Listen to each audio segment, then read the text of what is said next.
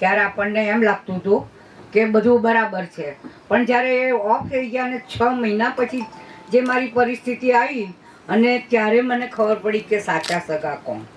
અને એ બધું તો બધું લાંબુ થઈ જશે, પણ શોર્ટમાં કહી દઉં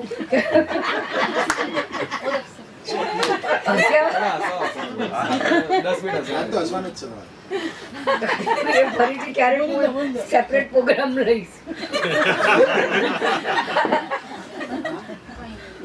માફ કરજો, પણ એ જે પરિસ્થિતિ આવી અને એમાં BSNL ના મારી સાથે GBTમાં કામ કરતા, નવરંગપુરામાં કામ કરતા અને પ્લસ બધા જે લોકોએ મને હેલ્પ કરી અને ખરેખર એમ લાગ્યું કે સાચા સગા છે. અને પછી આ પ્રોગ્રામમાં હું જ્યારે આવી ત્યારે હું કહી ચૂકેલી છું, ફરીથી કહું છું, પહેલો પ્રોગ્રામ તો રોતાના ફોટાય છે મારા, એવું નથી, વિડીયો આખા એવા છે, રોતા કાઢ્યું. પણ પછી જ્યારે હું બધા પ્રોગ્રામ એટેન્ડ કરવા માંડી અને હવે જે બધાની જોડે આત્મીયતા થઈ છે ત્યારે લાગે છે કે સાચા સગા તો અહીં બેઠેલા છે